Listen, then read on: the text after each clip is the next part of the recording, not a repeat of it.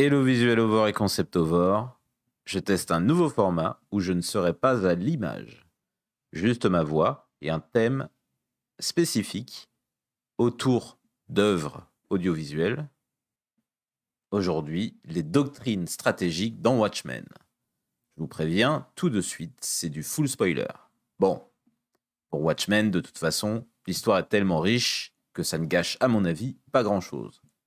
Mais c'est à vous de décider si vous souhaitez écouter ou pas. Bienvenue dans My Two Cents on la doctrine stratégique d'Ozymandias. C'est parti.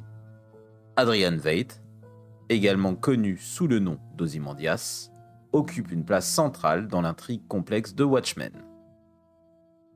Sa stratégie profondément ancrée dans les doctrines de Sun Tzu, de Clausewitz et de Machiavel guide ses actions tout au long du récit. Pour comprendre pleinement son rôle, examinons de près ses plans, ses interactions avec d'autres personnages et le contexte dans lequel il évolue. L'univers du comics Watchmen se situe dans un monde où les super-héros ont été interdits, laissant place à une atmosphère de tension géopolitique exacerbée par la guerre froide.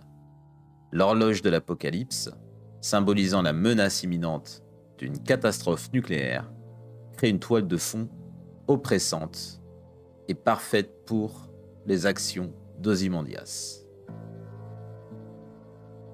Déjà, commençons avec les doctrines de chacun de ces stratèges. Alors, Sun Tzu était un stratège chinois ancien et son ouvrage le plus célèbre est L'Art de la guerre. Ses enseignements mettent l'accent sur la ruse, la connaissance de soi et de l'ennemi. Sun Tzu souligne l'importance de remporter la victoire sans combattre, en exploitant les faiblesses de l'adversaire et en comprenant le terrain. Ensuite, Karl von Clausewitz. Clausewitz était un stratège militaire prussien et son ouvrage majeur est De la guerre. Clausewitz considère la guerre comme une continuation de la politique par d'autres moyens. Il souligne l'importance de la politique dans la guerre et inversement.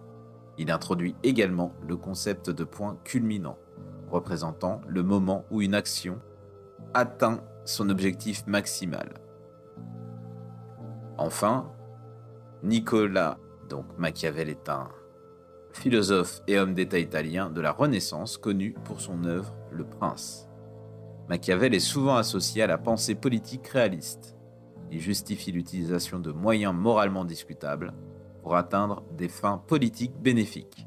L'idée que la fin justifie les moyens est souvent attribuée à Machiavel, bien qu'elle puisse être simplificatrice de sa pensée complexe. Ces trois penseurs ont influencé la stratégie militaire et politique à différentes époques, chacun apportant des perspectives uniques sur la manière de mener des conflits et d'atteindre des objectifs. Première séquence. Ozymandias prend l'initiative de dévoiler son identité publiquement avant que la loi Keane n'interdise les activités de super-héros. Cette stratégie audacieuse lui permet de se positionner en tant que figure publique avant que d'autres ne soient contraints à la disparition. Dans cette phase, Ozymandias applique les principes de Sun Tzu en anticipant les changements à venir et en adaptant sa stratégie en conséquence. L'idée de connaître son ennemi se reflète dans la prévoyance d'Ozymandias face à cette loi. Il choisit de se dévoiler avant que cela ne devienne obligatoire, prenant ainsi l'initiative et contrôlant la narration. Deuxième séquence. Lors de la rencontre des Minutemen dans les années 60, le comédien Edward Blake confronte Ozymandias sur son statut d'homme le plus futé du tas de sable. Cette remarque piquante résonne dans l'esprit d'Ozymandias, l'incitant à enquêter sur le rôle de Blake dans la politique américaine. Cette quête de vérité révèle l'implication de Blake dans des manipulations politiques et militaires et marque un tournant dans la perception d'Ozymandias sur le monde. La confrontation avec le comédien marque le début de l'évolution de la perspective d'Ozymandias, influencé par les enseignements de Machiavel. La recherche de la vérité sur le rôle de Blake dans la politique américaine est une manifestation de la ruse et de la manipulation inhérente à la pensée machiavélienne. Ozymandias commence à comprendre que la politique elle-même est une forme de guerre. Troisième séquence. Le meurtre du comédien par Ozymandias est une pièce maîtresse de sa stratégie globale. En orchestrant cette mort, il déclenche une série d'événements qui culmineront dans sa vision d'un monde unifié. Le plan des tachyons, élément central de sa stratégie, vise à neutraliser la surveillance du futur de Dr Manhattan et à assurer le succès de ses manœuvres. Cette séquence est un exemple clair de l'application des principes de Clausewitz par Ozymandias. En éliminant le comédien, Ozymandias crée une diversion, une action qui déclenche une série d'événements menant à sa vision finale. Il intègre la politique dans la guerre en utilisant la mort de Blake comme un moyen d'atteindre un objectif plus vaste.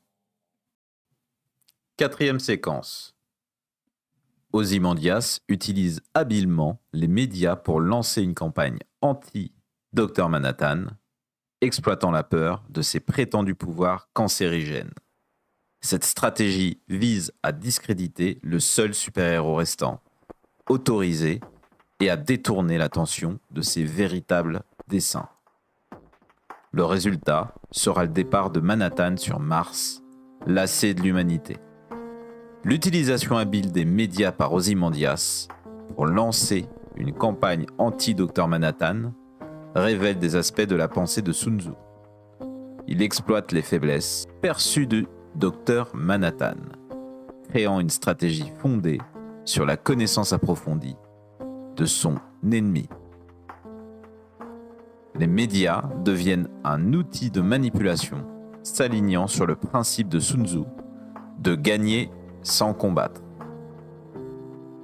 Évidemment, en puissance pure, Ozymandias n'avait aucune chance. Séquence 5.